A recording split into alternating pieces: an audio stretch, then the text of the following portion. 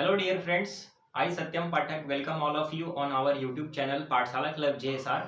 In today's video we are going to learn about blast furnace process overview. तो चलिए एकदम detail में समझते हैं कि ब्लास्ट फर्नेस के अंदर कैसे हम लोग एक्सट्रैक्शन करते हैं आयरन का और ब्लास्ट फर्नेस में होता क्या है एक्चुअली। ठीक है, चलिए आप इस वीडियो को पूरा देखिए, सारा बात समझाने का जिम्मेवारी मेरा है, वीडियो कंप्लीट आपको देखने का काम है।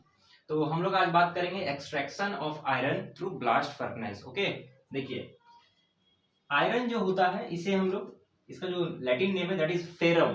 फेरम हम लोग इसको पुकारते हैं, इसका लैटिन नेम है, सिंबल है इसका Fe, एटॉमिक नंबर 26 होता है, एटॉमिक मास जो है इसका 55.8 या फिर हम लोग 56 एज्यूम करते हैं। ठीक है, आयरन जो है इसका जो इंपॉर्टेंट ओर है आपका, या प्रिंसिपल ओर या चीफ ओर जिसे हम लोग कहते हैं, चीफ ओर मतलब कि मेन, चीफ का मतलब मेन या प्रिंसिपल ओर है इसका haematite. Haematite having chemical formula Fe2O3। और बहुत सारे ओर्स होते हैं आयरन के, जैसे एक और है आपका मैग्नेटाइट। मैग्नेटाइट जिसका केमिकल फार्मूला होता है Fe3O4। Fe3O4 और भी बहुत सारे और हैं, सिडेराइट है, लिमोनाइट है। ठीक है, खैर हम लोग जो इंडिया के अंदर एक्सट्रैक्शन करते हैं वो है हेमाटाइट ओर के साथ। ठीक है, Fe2O3 हम लोग एज अ ओर लेते हैं और उसके थ्रू से हम लोग एक्सट्रैक्शन करते हैं अपना आयरन का। अभी बात देखिए, आपको ये समझना पड़ेगा, ये जो हमने मॉलिक्यूलर फॉर्म में इस फार्मूला को लिखा है हेमाटाइट का Fe2O3, इसमें जब आप देखेंगे वेट परसेंटेज से, तो इसमें आपका जो इसका आयरन का कंटेंट निकलेगा दैट इज नियरली 70%। ठीक है, और मैग्नेटाइट में जिसका केमिकल फार्मूला Fe3O4 है, इसमें अगर आप आयरन का कंटेंट देखेंगे तो इसमें आता है 72%। तो यहाँ पे आप क्या देख रहे हैं कि हमारे को मैग्नेटाइट ओर के अंदर आयरन का कंटेंट ज्यादा मिलेगा अगर हम इससे एक्सट्रैक्शन करेंगे, और हेमाटाइट में तो 70% है। ठीक है, बाकी 30% आपका ऑक्सीजन है और यहाँ पे बाकी 28% ऑक्सीजन है। ठीक है, लेकिन हम लोग इंडिया में हेमाटाइट के थ्रू से हेमाटाइट ओर से एक्सट्रैक्शन करते हैं। क्यों करते हैं उसको आप थोड़ा सा समझ लीजिए। देखिए हेमाटाइट जो है इसका रिड्यूसिबिलिटी बहुत ही अच्छा होता है, रिड्यूसिबिलिटी अच्छा गुड होने के साथ साथ इसका अवेलेबिलिटी इंडिया में काफी ज्यादा है। और अब ये थियोरेटिकली परसेंटेज है कि 70% इसमें आयरन होगा, मतलब कहने का है अगर प्योर हेमाटाइट हमने माइनिंग किया, अगर प्योर Fe2O3 मिला उसमें 70% आयरन होगा। ठीक है, लेकिन ऐसा प्योरिटी तो हमको मिलता नहीं है, उसके हमने जो निकाला अपना माइनिंग करके हेमाटाइट और उसके अंदर बहुत सारे और भी इम्प्योरिटी एसोसिएटेड होते हैं। उसमें सिलिका हो सकता है, उसमें एल्यूमिना हो सकता है, बहुत सारे उसमें वोलेटाइल इम्प्योरिटी भी एसोसिएटेड हो सकता है। ठीक है, तो आपने जो माइनिंग करके आप निकाल रहे हैं, ठीक है, आयरन ओर के माइन से, वो 100% प्योर Fe2O3 तो है नहीं। तो उसी तरह से मैग्नेटाइट भी आपका 100% प्योर नहीं है, तो उसमें बहुत सारे अदर गैंग्स एसोसिएटेड है। तो थियोरेटिकली ये 70% 72% यहाँ दिख रहा है, बट एक्चुअल अगर हम लोग देखेंगे तो हेमाटाइट का जो ओर है वो लगभग 55% टू 60% आपको आयरन उसमें हो सकता है। ठीक है, ये वेरी करता है कि आपका जो आपने जो जहां से माइनिंग किया है उसका क्वालिटी उस माइंस का कैसा है। ठीक है, वहां से जो निकलता है आपका ओर उसका ग्रेड कैसा है। तो ये रेंज में आप समझ सकते हैं 55% लगभग 55 टू 60% आपका आयरन कंटेंट होता है हेमाटाइट के अंदर। तो इंडिया में जितने भी स्टील प्लांट है, ठीक है, तो वहां पर जो ओर यूज हो रहा है बेसिकली वो हेमाटाइट है। इतना बात समझ में आ गई आपको। अब देखिए यहाँ पे सबसे बड़ा दिक्कत क्या होता है, आप जानते हैं कि जो एलिमेंट्स होता है, ठीक है, जो मेटल्स होता है ये स्टेबल नहीं होता है, अपने आप में स्टेबल नहीं होता है। मेटल क्या करता है, ये एक्टिव होता है, मेटल्स आर केमिकली एक्टिव। तो अगर ये केमिकली एक्टिव है और ये स्टेबल नहीं है तो ये खोजता है ऑक्सीजन को, और ऑक्सीजन जब इसके पास मिल जाए तो ये रिएक्ट करके स्टेबल हो जाता है, ऑक्साइड फॉर्मेशन हुआ और ये क्या हो गया, स्टेबल हो गया। तो Fe2O3 आपने यहाँ पे देख पा रहे हैं, ये जो बॉन्ड है ये यहाँ से अगर हम ऑक्सीजन हटाना चाहते हैं तो इसके लिए हमें कुछ ट्रीटमेंट करना पड़ेगा अपना ओर के साथ। बहुत सारा जो ओर होता है, देखिए ओर आपको किस किस फॉर्म में मिल सकता है, ये तो हो सकता है कि आपका ऑक्साइड हो जाए, ठीक है, ऑक्साइड फॉर्म में हो सकता है कि ये आपको कार्बोनेट फॉर्म में मिले, कार्बोनेट फॉर्म में मिले, सल्फेट या सल्फाइड के फॉर्म में मिले, ठीक है, सल्फाइड फॉर्म में मिले, ठीक है, कार्बोनेट हो गया ऑक्साइड, ठीक है, hydroxide, sorry hydrate, hydrate form में भी मिल सकता है, ठीक है। तो ये अलग अलग आपका ओर हो गया। अभी जैसे आयरन का आपने ये देखा, ये क्या ऑक्साइड ओर है, ये ऑक्साइड ओर है। उसी तरह सिडेराइट जो है FeCO3 जिसका केमिकल फार्मूला है, तो वो कार्बोनेट ओर हो गया। तो इस तरह से जो आपका ओर है उसमें हमारे पास एक कैटेगरी है ऑक्साइड ओर। ये ऑक्सीजन को रिमूव करना हमारा एक सरदर्द है। तो ये ऑक्सीजन का जो रिमूव है, आपने देखिए मेटलर्जी में बेसिक चीज क्या है, आप जानते होंगे रोस्टिंग हम लोग करते हैं। एक होता है रोस्टिंग, एक थर्मल ट्रीटमेंट जो ओर का किया जाता है, दैट इज रोस्टिंग, एंड दूसरा है कैल्सिनेशन। तो अगर आपका मान लीजिए सल्फाइड ओर है, ठीक है, मान लीजिए हमने एक ओर लिया है जिंक सल्फाइड ZnS, तो ये सल्फाइड ओर है। तो सल्फाइड ओर इसको हम क्या करते हैं, रोस्टिंग कर देंगे। ऑक्सीजन के प्रेजेंस में जब हम इसको हीट कर देंगे तो यहाँ से हमको ZnO मिलेगा और सल्फर डाइऑक्साइड गैस रिमूव हो जाएगा। तो आपने देखा सल्फाइड को हमने ऑक्साइड में लेके आ गया है, हमने क्या किया, जिंक सल्फाइड को जिंक ऑक्साइड में कन्वर्ट कर दिए। इसमें से हमको जिंक का एक्सट्रैक्शन करना, ऑक्साइड ओर से जिंक का एक्सट्रैक्शन करना आसान है, या ऑक्साइड से किसी भी मेटल का एक्सट्रैक्शन करना आसान है एज कंपेयर टू सल्फाइड। मतलब अगर जिंक सल्फाइड फॉर्म में है तो उससे एक्सट्रैक्शन मुश्किल होगा। तो हम उसको पहले ऑक्साइड में चेंज किए, फिर हमने चेंज रोस्टिंग करके उसको ऑक्साइड में चेंज किया। उसके बाद हम क्या करेंगे, उसका क्या करते हैं, स्मेल्टिंग करेंगे फर्नेस के अंदर, स्मेल्टिंग करेंगे। स्मेल्टिंग का मतलब क्या है, मेल्टिंग करेंगे, ठीक है, इतना टेम्परेचर हम उसको देंगे कि मेरा जो ओर है वो मेल्ट करे। प्लस हम एक रिड्यूसिंग एजेंट का यूज करेंगे, जो रिड्यूसिंग एजेंट इसको रिड्यूस कर देगा। मान लीजिए ZnO है, जब हम कार्बन के साथ में इसको रिएक्शन करवा दें, ठीक है, हिट देंगे, तो यहाँ पे क्या होगा, ये जिंक प्लस CO, यहाँ पे आप देख रहे हैं जिंक का एक्सट्रैक्शन हो गया, CO के साथ रिएक्ट किया और CO गैस बन गया। तो ये है रिड्यूसिंग एजेंट, और ये प्रोसेस क्या था, स्मेल्टिंग। तो हम क्या करेंगे, हमारे पास ऑक्साइड ओर तो ऑलरेडी है, ठीक है, तो इसको हम लोग बेनिफिशिएशन करने के बाद प्लांट में जब माइनिंग होके आया हमारे पास ओर, उसको हम साफ सुथरा क्लीनिंग करेंगे, जो भी ट्रीटमेंट है कंसंट्रेशन करेंगे, इसका वैल्यू को इनरीच करेंगे। इतना बात समझ में आ गया आपको। उसके बाद हम क्या करेंगे, हम क्या करते हैं इसका स्मेल्टिंग। तो जो ब्लास्ट फर्नेस है हम लोग उसमें कर क्या रहे हैं, स्मेल्टिंग कर रहे हैं आयरन का, आयरन ओर का स्मेल्टिंग कर रहे हैं यूजिंग रिड्यूसिंग एजेंट। डिटेल में बता रहा हूँ। ये फर्नेस क्या होता है, यहाँ पे एक वर्ड आया फर्नेस। देखिए जो लोग एकदम फ्रेशर है या बिगिनर लेवल पे जिनको कुछ नहीं पता, मैं उनके लिए ऐसा मान के पढ़ा रहा हूँ, ठीक है। जिसको पढ़ लिख लिया, जिसको पता है तो वो तो वीडियो मेरा नहीं देखेगा, तो कॉमन सा बात है। तो फर्नेस क्या होता है, एकदम सिंपल भाषा में, लेमन लैंग्वेज में आप क्या बोलते हैं, हम लोग हिंदी में भट्टी बोलते हैं, ठीक है। ये एक ऐसा चैम्बर होता है जिसमें हाई टेम्परेचर इन्वायरमेंट क्रिएट किया जाता है, मेटल का स्मेल्टिंग किया जाता है एक रिड्यूसिंग एजेंट का यूज करते हुए। बात समझ में आया आपको, भट्टी क्या होता समझ में आया। तो ये फर्नेस बहुत सारा टाइप का होता है, लेकिन सबका जो बाप है हम लोग कह सकते हैं सबका जो फादर है वो है हमारा ब्लास्ट फर्नेस, ठीक है। फर्नेस के क्षेत्र में ये जो ब्लास्ट फर्नेस है, ठीक है, यही हमारा देश का इकोनॉमी को कंट्रोल करके भी, इसी से हम लोग अपना हॉट मेटल या पिग आयरन प्रोड्यूस कर रहे हैं और उसी से स्टील बन रहा है। अब ऐसा भी नहीं है कि सिर्फ ब्लास्ट फर्नेस से ही हम लोग स्टील बना सकते हैं इसी के थ्रू से, ठीक है, इसी ऐसा नहीं है, और भी बहुत सारा टेक्नोलॉजी है, लेकिन फिर भी ब्लास्ट फर्नेस है ना, बोलते हैं बाप तो बाप रहेगा, तो वही चीज है यहाँ पे। तो ब्लास्ट फर्नेस एक बहुत बड़ी चीज है, ठीक है।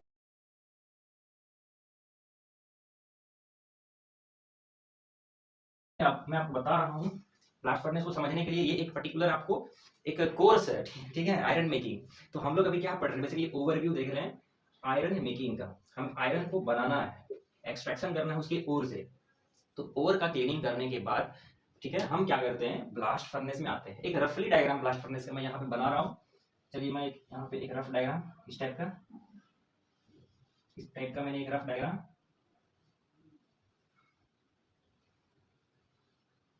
ठीक है। ये हो गया हमारा इसका फाउंडेशन,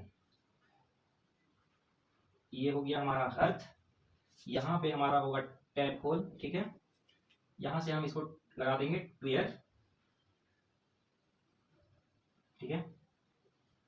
ये आपको दिख रहा होगा, ये हमारा ब्लास्ट फर्नेस का एक रफ डायग्राम हो गया, ठीक है।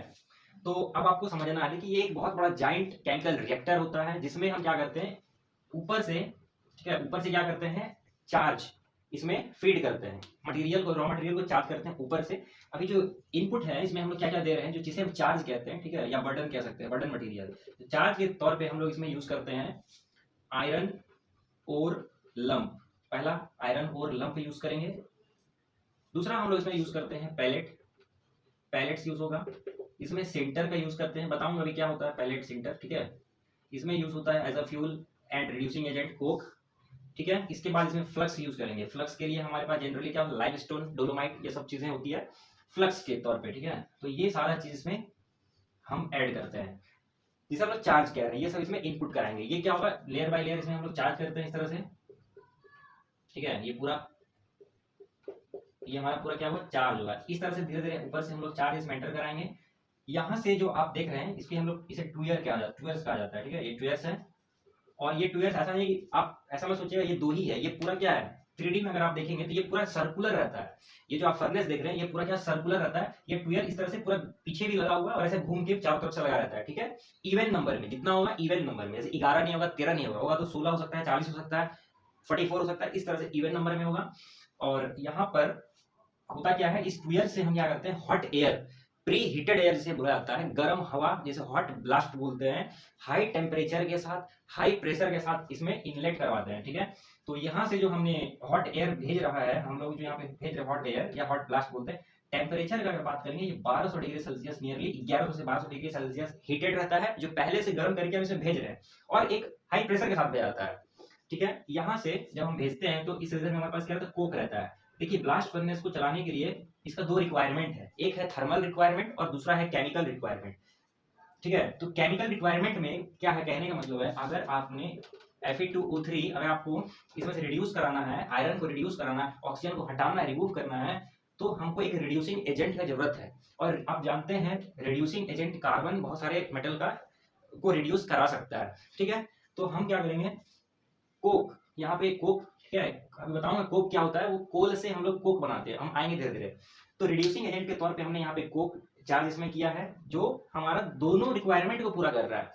ब्लास्ट फर्नेस को चलाने के लिए हमको फ्यूल चाहिए, तभी तो आग हीट पैदा होगा, ठीक है, और आपका रिडक्शन होगा। मतलब सारा जो सॉलिड मटेरियल, ये सब क्या सॉलिड मटेरियल है, ऊपर से जब हम इसमें चार्ज कर रहे हैं धीरे धीरे वो एसेंड कर रहा है, ठीक है, नीचे आ रहा है, सॉरी डिसेंड कर रहा है सब, तो हो क्या रहा है, तो सॉलिड फिर इस रीजन में आता है मेल्ट करने लगेगा, मेल्ट करके फिर वो क्या होगा, लिक्विड फॉर्म में। यहाँ पे ये हमारा हर्थ रीजन है, आपको पहले रीजन मैं पोर्शन बता दे रहा हूँ कि क्या क्या होता है इसका पार्ट। यहाँ पे जो आप इसको देख रहे हैं ये हमारा जो पोर्शन है ब्लास्ट फर्नेस का, top most part is called stack.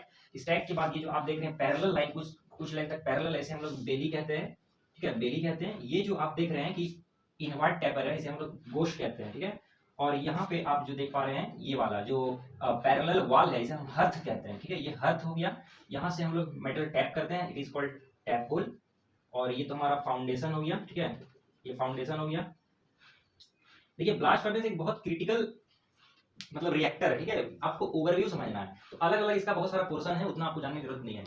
तो यहाँ पे हो क्या रहा है, हमने सारा सॉलिड चार्ज किया और इसमें पहले से कोक डाला हुआ है, एयर हम भेज रहे हैं इतना हाई टेम्परेचर में ऑलरेडी। जब यहाँ पे कंबसन स्टार्ट होगा इस रीजन में, ट्वेल्व रीजन में जब कोक मान लीजिए पहुंचा, तो कंबसन स्टार्ट हुआ और एक इस तरह से फ्लेम जनरेट होगा, जैसे ये इस तरह से फ्लेम जनरेट होगा। और इस रीजन में सबसे ज्यादा टेम्परेचर क्रिएट होता है, लगभग 2150 से 2250 डिग्री सेल्सियस तक का टेम्परेचर नियर टू ईयर्स पहुंच जाता है। आप समझ रहे हैं कैसे एक ऐसा केमिकल रिएक्टर है जिसमें टेम्परेचर आपका 2150 डिग्री सेल्सियस से लेकर 2250 डिग्री मॉडर्न ब्लास्ट फर्नेस में पहुंच जाता है, ठीक है। तो ये कोई मजाक बात तो है नहीं, इतना हाई टेम्परेचर को में ऑपरेट आपका ब्लास्ट फर्नेस हो रहा है।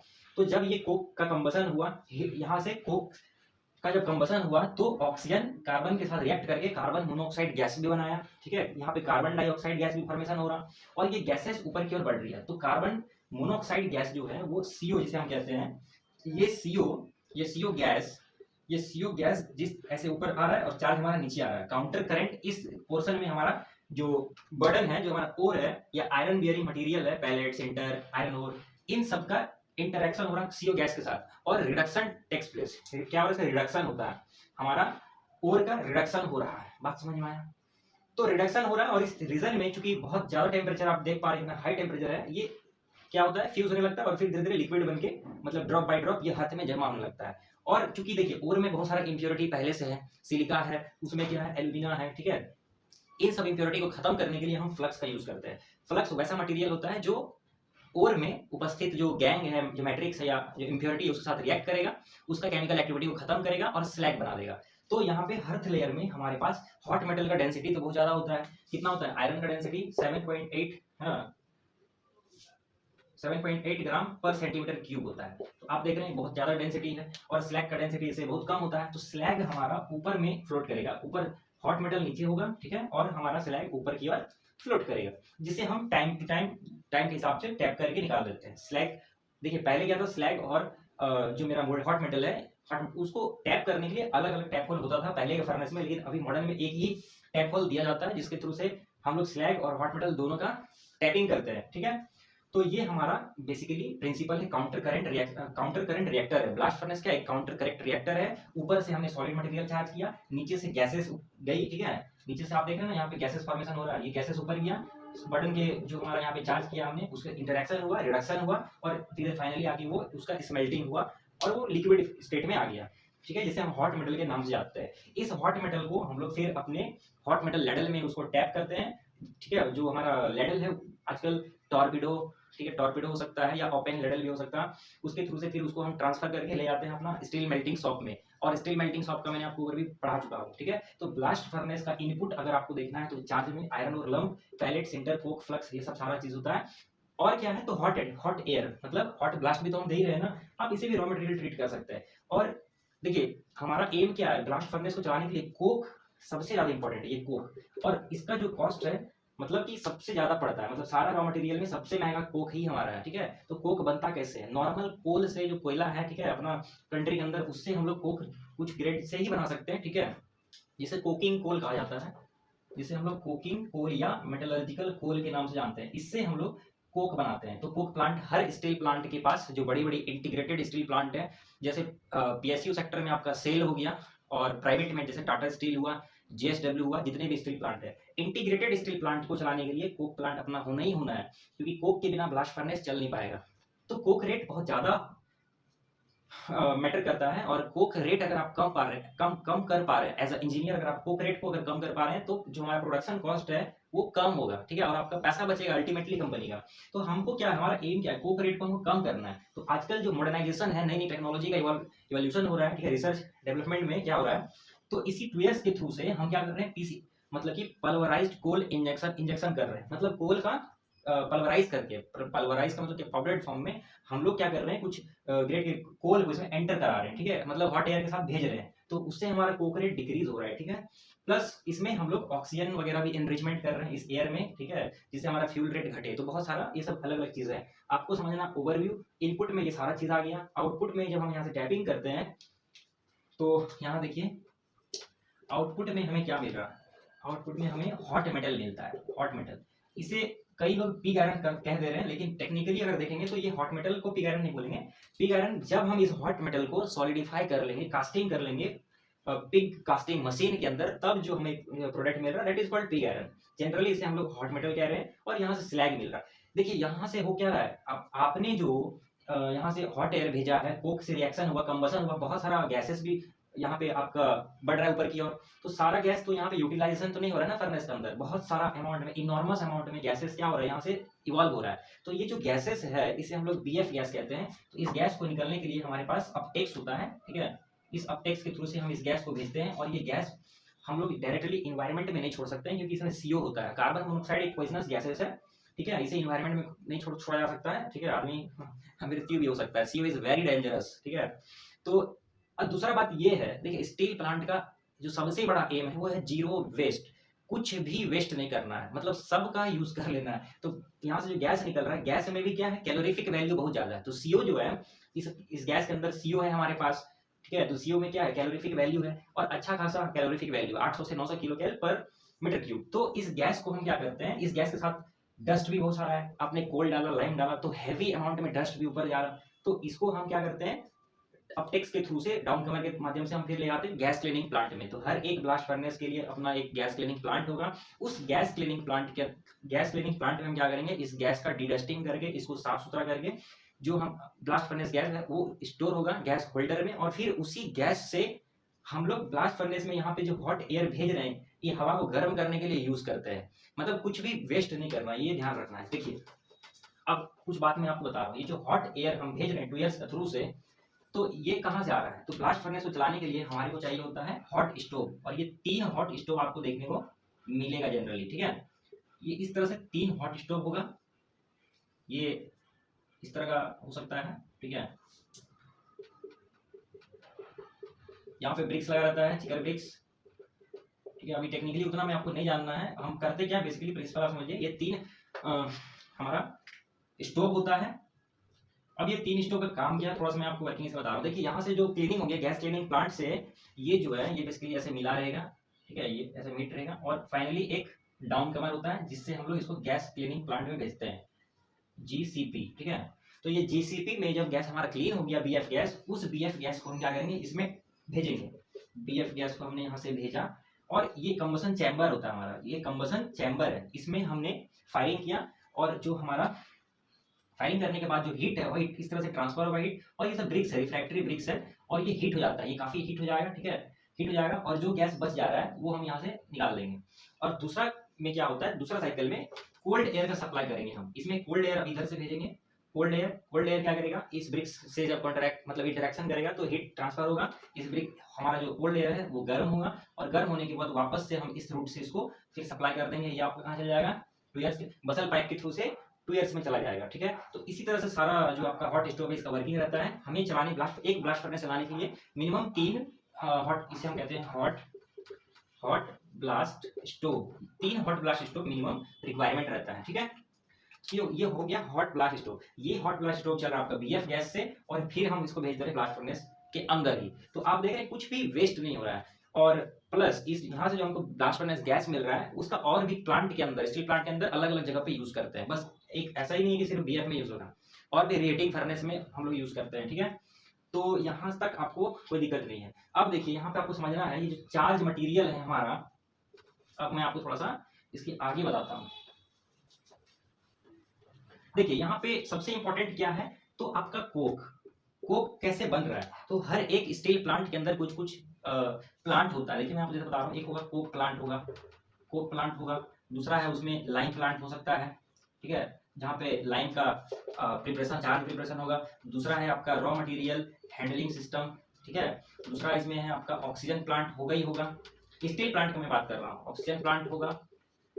प्लस यहाँ पे हमारा एक सिंटर प्लांट होगा, यहाँ पे सिंटरिंग करने के लिए हमारे पास सिंटर प्लांट होता है स्टील प्लांट के अंदर। पैलेटाइजेशन के लिए हमारा पैलेट प्लांट हुआ। तो बहुत सारा प्लांट आप स्टील प्लांट में जब आप जाएंगे देखने को मिलेगा।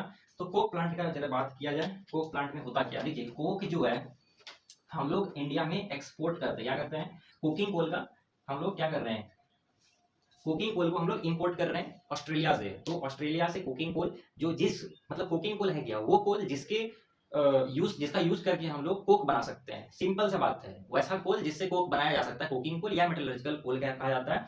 इंडिया के अंदर जो टाटा स्टील है ये सब ऑस्ट्रेलिया, साउथ अफ्रीका ये सब से मंगाती है, ठीक है। अब उसका यूज करके कुकिंग कोल को कोक बनाया जाता है। अभी कोक बनाने का मतलब क्या है, कोल को इस तरह से चैम्बर होगा, ठीक है, बैटरी होगा, कोक ओवन प्लांट होता है, ठीक है। एक सेपरेट वीडियो में बताऊंगा डिटेल में, फिलहाल इसके अंदर हमने क्या किया, कोक को हमने जो कोल है उस कोल को यहाँ पे डाला और इसको हीट करेंगे, इनडायरेक्ट हीटिंग, मतलब ऑक्सीजन का प्रेजेंस में नहीं करना है, ये बंद रहेगा कंप्लीटली, बैटरी ये बंद रहेगा, और इसमें हम लोग इनडायरेक्ट हीटिंग करेंगे इन एब्सेंस ऑफ एयर। जब ये और टेम्परेचर लगभग आपका 1100 से 1200 डिग्री सेल्सियस तक जब इसको हीट करेंगे तो यहाँ से बहुत सारा वोलेटाइल इम्प्योरिटी जो है वो रिमूव हो जाएगा, ठीक है। ये क्या हो जाएगा, फ्यूज होकर एक सॉलिड, एक पोरस मास बन जाएगा, ठीक है। ये जो प्रोसेस होता है इसे हम लोग कहते हैं कार्बोनाइजेशन। एक प्रोसेस होता है कार्बोनाइजेशन, ये प्रोसेस के थ्रू से हमने क्या किया, कोल बनाया, कोल से कोक बनाया, ठीक है। और फिर हम इसको निकाल के, हमारे पास एक बहुत बड़ा सिस्टम होता है प्रॉपर, मैं आपको दूसरे वीडियो में डिटेल में बताऊंगा। फिर हम इसको निकाल के, इसको ब्रेक करके, कूल करके, इसको तोड़ के, ठीक है, स्क्रीनिंग करेंगे, एक पर्टिकुलर साइज में लेके आएंगे और ब्लास्ट फर्नेस के अंदर इसको फीड किया जाएगा। ये बहुत इंपॉर्टेंट है कोक। ये ऐसा मत समझिएगा कि सारा बात मैंने आपको यहाँ पे बता दिया, ये एक छोटा सा इंट्रोडक्शन है। अब देखिए, जब आप माइनिंग कर रहे हैं तो बड़े बड़े पत्थर, लंप का मतलब क्या, ढेला, तो लंप तो मिल रहा है, ठीक है, लेकिन बहुत सारा फाइन्स जनरेट हो जाता है। फाइन्स का मतलब क्या है, बहुत साइज में छोटा, जैसे हम बिस्किट खाते हैं, बिस्किट खाने के बाद अगर प्लास्टिक में चूरा बच जाता है, चूरा, तो बहुत लोग उसको फांक जाता है। तो उसी तरह से यहाँ पे भी बहुत सारा फाइन जनरेट होता है। अब आप बात करिए इसी में जो बहुत सारा डस्ट आ रहा है, उसमें तो आपका आयरन ओर भी है ना, तो उस डस्ट का भी हम लोग फेंक तो नहीं सकते हैं। इस तरह से हमारा जो प्लांट है उसमें बहुत जगह फाइन्स जनरेट होता है। जब हम यहाँ से मान लीजिए अपना आयरन ओर का स्क्रीनिंग करेंगे, ठीक है, उसको एक साइजिंग में लाना है हमको, जब उसको ब्रेक करेंगे फाइन जनरेट होता है बहुत जगह पे, माइनिंग के टाइम में, प्लांट के अंदर में, ठीक है, तो उसका यूज हम लोग कर लेते हैं, ठीक है, उसका यूज कर लेते हैं फिर से। तो हमको तो वेस्ट करना नहीं है, तो हम क्या करते हैं उसको सिंटर बना लेंगे, सिंटरिंग करेंगे, पैलेटाइजिंग करेंगे। तो सिंटरिंग एक प्रोसेस होता है, ठीक है, एग्लोमेरेशन प्रोसेस होता है। एग्लोमेरेशन का मतलब क्या है, मतलब फाइन पार्टिकल्स जो है, और फाइन और पार्टिकल्स को हम लोग थोड़ा सा साइज बड़ा करेंगे और फिर से उसका लड्डू बना के ब्लास्ट फर्नेस में चार्ज करेंगे। बात समझ में आया? जैसे एग्जांपल के लिए, जैसे जैसे लड्डू होता है, बूंदी का लड्डू, तो बूंदी आपका क्या हो गया, फाइन्स हो गया, अब उसको पकड़ के एक साइज में गोल गोल बना दिए तो वो आपका लंप हो गया। तो उसी तरह से हम लोग फाइन्स को छोटा छोटा लड्डू टाइप के बना के इसमें क्या करेंगे, चार्ज कर देंगे लंप के फॉर्म में। तो एग्लोमेरेशन प्रोसेस होता है सिंटरिंग। अभी अभी सेंटरिंग करने का एक साइज है, ठीक है, बात समझिएगा। 10 mm से छोटा अगर साइज है ना, 10 mm से छोटा, -10 mm +3 mm, ठीक है, या फिर 100 ms भी आप बोल सकते हैं, 100 ms तक का जो और पार्टिकल है, इन सब का हम लोग क्या करते हैं, सिंटरिंग करेंगे। इससे भी अगर छोटा है मान लीजिए ठीक है, और अगर साइज आपका फाइन्स का छोटा है तो उसके लिए पैलेटाइजिंग करते हैं। तो पैलेटाइजिंग में हम क्या कर रहे हैं, छोटा छोटा गोल गोल इस तरह से, जैसे आपने गोली, आप गोली खेलते हैं ना कंचा, तो जैसा छोटा छोटा रहता है गोल गोल स्फेरिकल, उसी तरह से ये हम पैलेट्स बना लेते हैं, इस तरह से गोल गोल। और ध्यान रखना है, ये कोई छोटी चीज नहीं है, और से ज्यादा आयरन ओर से ज्यादा मेटेलिक आयरन इसमें है, इस पैलेट में है, आयरन ओर से ज्यादा सेंटर में है। आप समझिएगा 65% लगभग इसमें आयरन है आपका। तो ये सब जो टेक्नोलॉजी है हम लोग फिर से फाइन्स का यूज कर लेते हैं, जिससे हमारा कोई वेस्ट नहीं होता है, क्योंकि हमारा एम क्या है, लोएस्ट कॉस्ट पे आपको स्टील बनाना है, ठीक है, क्योंकि कॉम्पिटिटर आपका बहुत है। तो ये सब सारा इसी के लिए बहुत ज्यादा फाइन्स जनरेट हो रहा है स्टील प्लांट में, ठीक है, उन सबको यूज कर ले, यूटिलाइजेशन कर ले, प्रोडक्शन कॉस्ट भी बच जाएगा। अब जैसे आप कोक बना रहे हैं, तो कोक बनाने से आपको एक जो बाई प्रोडक्ट के रूप में, जैसे यहाँ पे आप देखें ना, बाई प्रोडक्ट के रूप में स्लैग मिल रहा है, बाई प्रोडक्ट के रूप में आपको गैस मिल रहा है, डस्ट मिल रहा है। कोक जब आप बनाने जाते हैं तो कोक बनाने के टाइम पे भी हमको बाई प्रोडक्ट के रूप में कोक ओवन गैस मिलता है, CO गैस निकलता है, ठीक है, और ये गैस का कैलोरीफिक वैल्यू बहुत ज्यादा है, ठीक है, ब्लास्ट फर्नेस गैस से ज्यादा भी कैलोरीफिक वैल्यू इसका है, जिसे हम कोक ओवन गैस बोलते हैं। कोक ओवन गैस का यूज करते हैं हम लोग बहुत सारे प्लेस पे प्लांट के अंदर में, ठीक है, प्लस और भी हमें बहुत सारा बाई प्रोडक्ट मिलता है, जैसे आपको तार मिलता है, ठीक है, बेंजोल मिलता है, इस तरह से अलग अलग बाई प्रोडक्ट हमें मिलता है। बात समझ में आया? इलेक्ट्रिसिटी भी हम बना लेते हैं, है ना, बाई प्रोडक्ट जो गैसेस मिल रहा है इससे हम क्या कर सकते हैं, इलेक्ट्रिसिटी भी बना लेते हैं प्लांट के अंदर। तो स्टील प्लांट के अंदर, है ना, जो हमारा कोक ओवन प्लांट होता है वो 2 टाइप का होता है, एक रिकवरी टाइप, एक नॉन रिकवरी टाइप, ठीक है, चलिए उतना डिटेल में नहीं जाएंगे अभी। अब बात करते हैं ये फ्लक्स में हमने क्या बोला, लाइम स्टोन आप समझ रहे हैं ना, CaCO3 जिसका है केमिकल फार्मूला, तो लाइम स्टोन हो गया, CS, ये सारा एक पर्टिकुलर साइज रेंज में होता है, ऐसा नहीं कि बड़ा सा पत्थर ढेला लाया और का डाल दिया फर्नेस के अंदर, चलेगा ही नहीं। तो CaCO3 हो सकता है, प्लस मैग्नेसाइट जो हमारा डोलोमाइट, सॉरी, इसका chemical formula MgCO3 CaCO3 MgCO3 होता है, ठीक है, तो ये हमारा डोलोमाइट हो गया। तो ये हमारा फ्लक्स है। कोक मैंने आपको बता ही दिया, इस सब का एक साइज रेंज होता है, जैसे कोक का साइज रेंज आप 25 से 80 mm तक का यूज कर सकते हैं कोक, है ना। जैसे आयरन और लंप का साइज है आपका, ये डिपेंड करता है, जैसे मान लीजिए ये 10 से 40 mm का साइज रेंज में रहना चाहिए। उसी तरह पैलेट का अपना साइज है, उसी तरह सेंटर का अपना साइज, सेंटर है मान लीजिए, तो सेंटर है आपका ये भी आपका 10 से 40 mm का रेंज में रहना चाहिए। पैलेट है ये आपका 8 से 16 mm तक का रेंज में रहना चाहिए। तो ये एक पर्टिकुलर साइज रेंज होता है। बात समझ में आई ना? क्या आपको दिक्कत है? उसी तरह फ्लक्स का भी एक अपना पर्टिकुलर साइज हो सकता है। तो ये साइज, ये चार्ज प्रिपरेशन बहुत इंपॉर्टेंट स्टेप है आपका ब्लास्ट फर्नेस के लिए। ब्लास्ट फर्नेस और ये जो है ये स्टील सेल रहता है, स्टील का सेल रहता है, वॉल, आउटर वॉल, प्लस इसके अंदर एक थिक रिफ्रैक्टरी लाइनिंग रहता है, क्योंकि आप इतना टेम्परेचर को सस्टेन करना है, नॉर्मल स्टील रखेंगे सब मेल्ट हो जाएगा।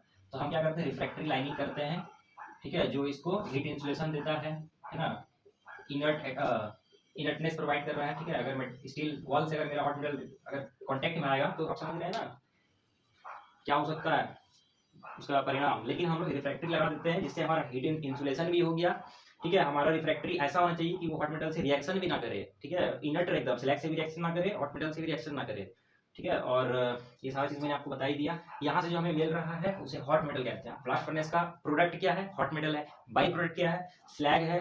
ब्लास्ट फर्नेस गैस है। यहाँ तक कोई दिक्कत है आपको क्या? अभी ध्यान रखना, ये ब्लास्ट फर्नेस वाटर कूल्ड रहता है, इस पे हम लोग वाटर कूलिंग भी करते हैं। ब्लास्ट फर्नेस का जो बाहरी जो वाल है उसके अंदर हमें आप देखेंगे वाटर कूलिंग एक पूरा अरेंजमेंट रहता है, ठीक है, क्योंकि टेम्परेचर बहुत हाई होता है। अब थोड़ा सा आप प्रिंसिपल रिएक्शन देख लीजिए। अब आप थोड़ा सा रिएक्शन देखिए कैसे। देखिए ब्लास्ट फर्नेस के अंदर बहुत सारे हजारों रिएक्शन हो सकता है, लेकिन थर्मोडायनेमिक्स के हिसाब से अगर आप देखिएगा तो हम लोग अपने नॉलेज के आधार पे ये देख सकते हैं, पता कर सकते हैं क्या क्या पॉसिबिलिटी यहाँ पे हो रहा है। तो सबसे पहले यहाँ पे ट्वेयर के सामने हो क्या है, कार्बन ऑक्सीजन के साथ रिएक्ट किया और CO2 बनाया। अभी चूंकि CO2 यहाँ पे टेम्परेचर काफी हाई है तो ये स्टेबल नहीं है, ये कार्बन से रिएक्ट करेगा, 2CO बनाया। और यही आपका जो गैस है यही क्या कर रहा है, रिएक्शन कर रहा है आपका आयरन ओर का। ये गैसेस जब ऊपर गया, जैसे जैसे देखिए जैसे जैसे आप यहाँ से ट्वेयर्स के ऊपर जाएंगे तो टेम्परेचर घट रहा है, नीचे आएंगे टेम्परेचर बढ़ेगा। तो ऊपर में यहाँ पे हमारा जो ओर है इस रेंज में जो आपका Fe2O3 है ये CO से रिएक्ट करेगा, ठीक है, और यहाँ पे आपको बनाएगा Fe3O4 प्लस CO2। फिर ये Fe3O4 जो है ये रिएक्ट करेगा CO के साथ, यहाँ पे बनेगा FeO प्लस CO2।